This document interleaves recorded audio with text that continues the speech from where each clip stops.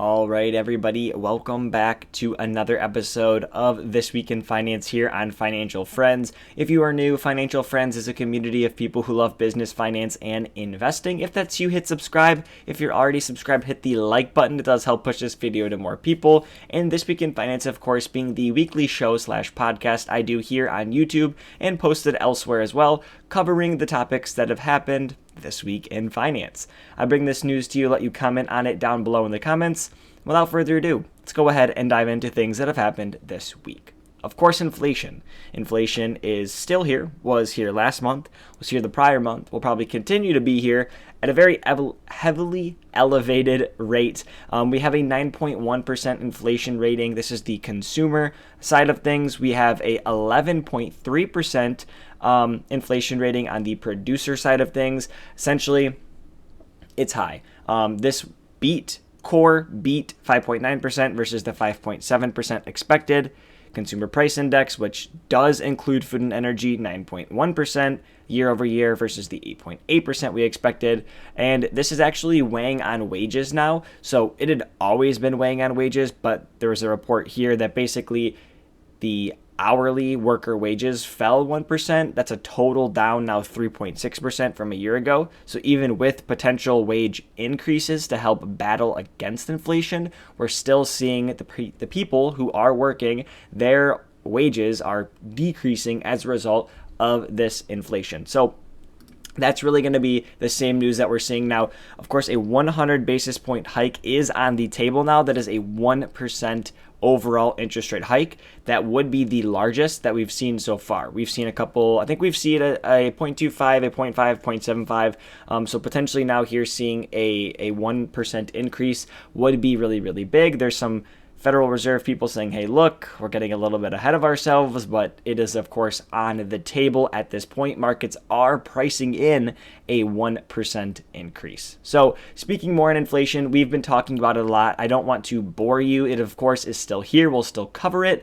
But I think something that's a little bit more interesting as a result of inflation, at least to talk about here in a podcast format, is going to be where are people cutting back as a result of inflation? We're continuing to see it ever present in the economy, in the news. So how are people battling against it? Well, some Americans are fighting against it by cutting back. 77% say they're cutting back on restaurants dining out. 69% saying they're not doing entertainment, not going out as much. Travel vacation spending is 63%. Then we have 55%, 45%, 41%, 32%, 23%, and 20% on travel, vacation spending, big household purchases, buying a new car, media subscriptions, gym and exercise memberships, groceries, and non-emergency medical costs. Now, something that I wanted to point out, because we've talked about it before here on the show, is media subscriptions. Media subscriptions are things like Netflix, Spotify, Apple Music, Peacock, HBO Max, Hulu, Disney Plus. I use Canva. That's a media subscription. Okay. So all of these different things are media subscriptions. People are cutting those out of their budgets. Now, someone who is working on that and really speaking about those media subscriptions, someone trying to bring down the cost potentially of their media subscription is Netflix. And Netflix has since partnered with Microsoft to generate an ad-supported version of their streaming platform. Now, this kind of came, I won't say as a shock, but a lot of people didn't assume they would go with Microsoft. They were meeting with Comcast, they were meeting with Google, and they ended up going with Microsoft. They felt that it gave them a lot of flexibility. I'm going to pull the quote here so I'm not just reading things randomly. More importantly, Microsoft offered the flexibility to innovate over time on both technology and sales side, as well as strong privacy protections for our members. That coming as a statement from Greg Peters, Netflix COO. So obviously, that is the reason that they made that decision. They chose to go with them. I am personally just going to point out here, I feel as if Netflix is behind the eight ball on this. Now, Do they have to make this change? Yes, but I feel like it was a forced change. They're doing this out of necessity, not because they feel it's a good idea. And that has been publicized very, very broadly. We see here the co-CEO, Reed Hastings, has long opposed adding commercials or other promotions to the platform, but saying during the company's pre-recorded earnings conference call that it now, quote, makes a lot of sense. Oh, no crap. Really? I mean, people always are looking to cut back and save, but Netflix was a premium subscription, right? You didn't have to deal with that. Well, now they're looking to add more value to their platform when their platform is literally being stripped of all of its content because every single other major producer is taking back their stuff. Comcast is taking back their content. HBO taking back their content, Warner Brothers taking back their content, Disney taking back their content. Everyone wants their own content back because they're all creating their own subscription services. And when you're Netflix sitting there with nothing, you now have to pump a bunch more money onto your platform. Well, where do you get the money from? The people that subscribe to your platform. What do you make them do? Pay more. And they have raised the price. And Netflix has actually came out and said, look, this has helped our revenue, but we believe it's partially responsible for a loss of 600,000 subscribers most recently. Their earnings expected to come out next Tuesday. They're expecting a potential 2 million customer loss? What? So in this time, when everyone, of course, is cutting back, is Netflix the biggest loser? That's really going to be the hot topic because YouTube is free. People are not going to stop watching YouTube. There are other cheaper versions of different streaming services like Disney, like Peacock, like Hulu. Who is going to win out? Who is going to be the most affordable and the best option for people? This is potentially not coming in terms of ads being on the platform and potentially an ad-supported cheaper version until I think late next year. Trying to find it here in the article, but nonetheless, it just feels like it's out of necessity. Now, something I pointed out on Twitter, I didn't pull it up here because it wasn't super relevant to have pulled up, but this is a really good thing for Microsoft. They mention it down here. The new business is a good thing for Microsoft's advertising division, which contributes to 6% of the software company's total revenue. So this should be a good boost for them. I mean, Netflix is going to be, nonetheless, I'm harping on Netflix, but they're still a really, really, really big player in this space, one of the only pure plays on streaming in the space. And so you're going to see probably a lot of revenue come from this. And if you're Microsoft, and as long as you can continue a good relationship moving forward, I see this as being very, very, very beneficial to Microsoft. Speaking of Google being in the running for this and Microsoft getting a benefit, Google is potentially going to spin off their ad tech business. They've been under really, really big scrutiny from the Department of Justice here in the United States, and they're trying to avoid another lawsuit coming their way in terms of just being a monopoly. I mean, they generate massive amounts of revenue in everything. Google's main business being online advertising. People mostly know them as a search engine. Well, where do you use your ads? On your search engine. Okay, so they reported $257 billion in revenue for 2021. What Google is offering here is to spin off their ad business into Alphabet. So for those of you that didn't know, Alphabet is the parent company of Google. So you have Google companies that started with Google and were then spun off to just be a part of Alphabet, which is the broader parent company. Waymo, which is a self-driving car company, and Verily, which is a life sciences company. Those were both underneath Google at one point. They spun them out into Alphabet. So the parent company up top here is Alphabet. You have Google underneath with other companies in that kind of umbrella as well, like Waymo, like Verily. And Google is suggesting, hey, we'll get rid of our business, but we're going to keep it in Alphabet. And something very important to note, let's go ahead and look it up. When you look up Google stock here, right, you're searching for Google stock. You could also search for GOOG, which is another version of their stock. I'm not going to get into that now, but you're actually purchasing Alphabet.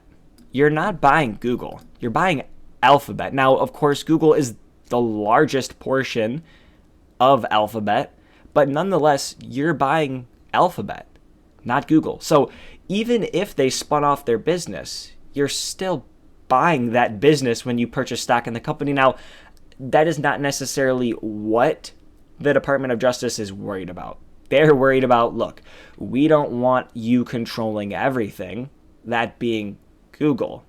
But if they're coming after Alphabet, it would make sense. They're going after Google. It makes sense for Google to spin the business off, but Alphabet still controls it. It's a really weird thing here where essentially Google's going to spin off a business, but it's going to do nothing. Actually, the same person, Sundar, is going to control the whole thing. This is the image of him here. So it makes sense on Google's part. Like, hey, look, we're going to do this. Now, of course, the Department of Justice is saying, look, we're not, no. In short, basically, they're saying we'll pursue remedies, not settlements. We're not going to take your cop-out call here. We're not going to allow you to do this just so that we don't pursue you. It doesn't make sense on our part because we're trying to fix the laws, not just take little settlements here. So a really interesting story. One I am actually going to keep up on a lot because I like Google. I invest in Google. I think Google's a fantastic company, or I should say Alphabet, because that's really where my money is going. But nonetheless, definitely going to keep up on this for sure. Next up here is Klarna. Their valuation has plunged 85% to 6.7 billion. They just funded or raised funding at 6.7 billion versus the 45.6 billion that they were raising at a year ago. Now, the CEO says, look, this is a testament to the strength of our business, but I say, I don't understand this. I quite simply, look, I get it. The company has functioned for a long time. They've been profitable at some points, but from a consumer perspective, you're pretending like you're taking out of credit doesn't affect you because there's no interest on it. You're enabling consumers to be worse off financially. Now, yes, I get that they're fighting against the credit card industry here, and credit cards can be very bad for your personal finances, but they can also benefit you. And they don't lead you to believe that there'll be no interest attached to your purchases because, in fact, everybody knows that you can get into really bad credit card debt, and they offer rewards and perks and things like that if you can use them properly. Buy now, pay later just seems like a way to cop out of that whole thing and really just allow consumers to purchase things and for no interest payments. Now, I understand that these businesses are booming, that, of course, technology as a sector is slowly losing investment because of the potential recession and people want profits. They're a little bit more weary, but I just don't see the value in something like this over the long term. Okay, now, other tech companies have lost a ton of valuation that have been introducing these buy now, pay laters, similarly like Affirm. And there was another one, Afterpay, which was acquired by Block. And now Apple's getting into this business too. I just don't see it as a great thing. It makes sense from a business perspective. Like if you're Apple, you're sitting there to yourself thinking, okay, look, if someone who wasn't going to be able to afford our product can now afford our product because we enable them to make 4 different payments, that's great for Apple. However, the risk that Klarna and other companies assume if people just don't pay them back is very large. So as an investment for me, probably not very interested. But for consumers, this is terrible because you're having to essentially take on short-term debt every time you decide to make a purchase, split it up into 4. Now you're still responsible for those payments. Just not something I'm a fan of, just not an industry I'm interested in, but nonetheless, some pretty big news. Your valuation going down 85%, it's a pretty big thing. This valuation has skyrocketed on this news. Canoe surged, I think it was 50% here after the news that Walmart would be buying 4,500 electric delivery vans. Now, I'm not as interested in this from the perspective of Canoe, but more through the lens of Walmart. I'm an investor in Target specifically. Target, of course, does online delivery. They also have their Shipped platform, which allows shoppers to pick up and shop for items and then deliver them to Target customers. This is rivaling that because, of course, if Walmart is purchasing electric vehicles, they're looking for those last mile deliveries. They have a growing e-commerce business that has Walmart Plus. Apparently, and I actually just learned this upon reading this news, that Walmart has a feature called In-Home, which actually allows people who shop for your groceries to literally deliver them into your refrigerator. And then they also offer express delivery, which makes a lot more sense to me. It's just like Shipt, where, hey, we're going to take your groceries, drop them off right on your door in less than 2 hours. And this is a part of the home delivery push that is a part of Walmart Plus, which is a broader subscription, just like Amazon Prime. It's a bit more expensive, but of course, you're now getting these multiple features that you can utilize, which is beneficial for the consumer if it's something that you're interested in. Nonetheless, they're purchasing 4,500 of these new, extremely ugly vehicles from Canoe. They've reserved 5,000 vans from General Motors and already bought, which some of them are in use already, 1,100 electric vans from Ford's E-Transit. This is pretty big. This is a really big competitive push by Walmart towards Target and mainly towards Amazon. Amazon, of course, being that big deliverer. Target right now directly competes with Walmart, but if Walmart can successfully push Walmart Plus out there, get into the big cities like they're doing right now in Chicago and in Los Angeles, and continue to grow this as a business, as a portion of their business, it's not going to really look pretty for Target. Target is relying on that third party. Of course, they do own Shipt, so it's not a third party, but it is third party because random people are doing your shopping, making the purchase, or essentially purchasing those products and then delivering them to your home. I would assume if they're purchasing these vehicles, this is part of hiring. So they're having to hire people to then do these last mile deliveries for them. So maybe that's a good thing. Maybe that's a bad thing. You have a lot more control over your own employees and the quality of service that your customers do get if they are your own employees. But moving into a recessionary time, purchasing 4,500 of these vehicles, employing more people to then do these last mile deliveries, now you're getting into the FedEx, UPS type of space, or UPS, USPS, and FedEx space. That was a mouthful. So I don't know. I don't know really how all this shakes out. I just find it really interesting, of course, encroaching on Amazon's business, now encroaching a tad on that last mile delivery aspect with FedEx, USPS, and UPS, and definitely encroaching on Target, whose business they directly compete with. Next up here, Twitter has sued Elon Musk to enforce the original merger agreement. Bits and pieces of this story can be found through This Week in Finance. That will be linked at the end of this video, so you can go ahead and try and check out some of those older episodes if you're interested. But I'm sure there's some really, really good summaries here on the internet. You can go ahead and search those up. But basically, Elon Musk agreed to buy Twitter. He now doesn't want to buy Twitter. Twitter wants him to finish the purchase that he agreed to, and now they're taking it to court because Elon Musk said, no, I don't want to do it. So, there's been a lot of debate over what exactly could happen here. Again, the quick recap is Elon Musk said, I'm going to buy the company. They said, okay, we don't want you to buy the company. He said, I'm going to go to your shareholders and buy the company. They said, fine, you can have the company. He said, okay, I'm going to sign, I'm going to buy the company. He then said, wait, you guys have way too many bots. Tell me how many bots or fake accounts are on your platform. This is where it gets murky because Twitter says that they've already shared that real number. Elon Musk says that's not the real number. I don't know if the real number was ever shared. I don't know if he got information that he was asking for. Rumor has it he asked for additional information and Twitter did not hand over that information.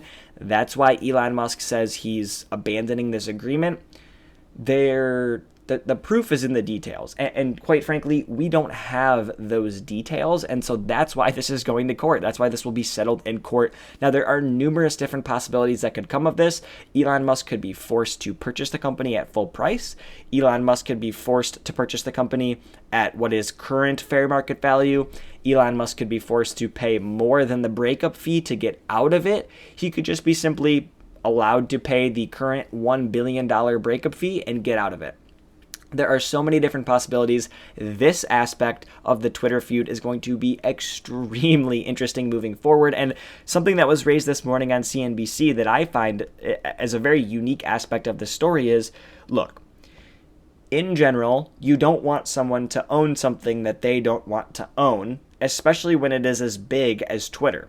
Let's assume that Google was being forced into acquiring Twitter. It's not the end of the world, right? Google doesn't want it. You force it upon them. They acquire it against their will, of course, but they have the means to operate it, divest it, get rid of it. if you put this company in the hands of a literal single individual, yes, we all said it was okay from the beginning. At least I did. I thought this could be a good thing for Elon Musk to acquire the company. But now that he doesn't want the company anymore, is it a smart decision to put such a huge company in the hands of one person who doesn't want it? It's really similar to basketball, and I won't harp on the basketball side of things for too long. This is a finance YouTube channel, but Kevin Durant right now wants out of Brooklyn. Kevin Durant is a basketball player. He plays for the Brooklyn Nets. He asked for a trade out of Brooklyn. They cannot find anywhere to trade him because Brooklyn, of course, trading their biggest star player, wants a lot of players and draft picks in return. And no other team wants to give up that much.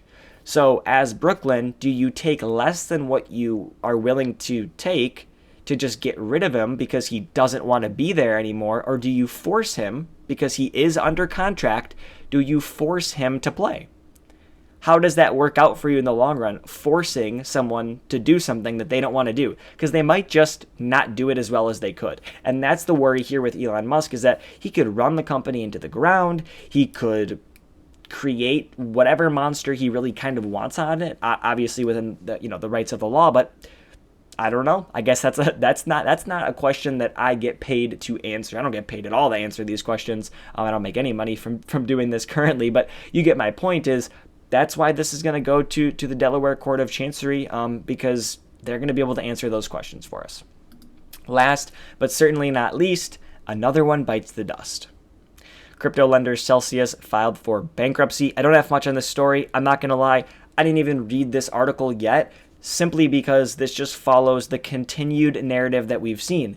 They lied to our faces. That's really all I'm here to say. They've continuously lied. Companies came out. They said, we're going to be fine. They said, this is going to be okay. We're going to be able to navigate anything that happens. This happened, and nobody has been able to navigate it, except for the biggest players in the space, really mainly FTX and a few others.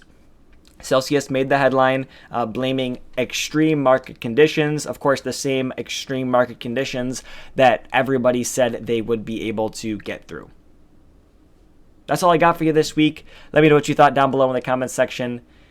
Thank you all for viewing. Thank you all for watching. Thank you all for supporting this YouTube channel. It is my baby, and I really appreciate all of the love here.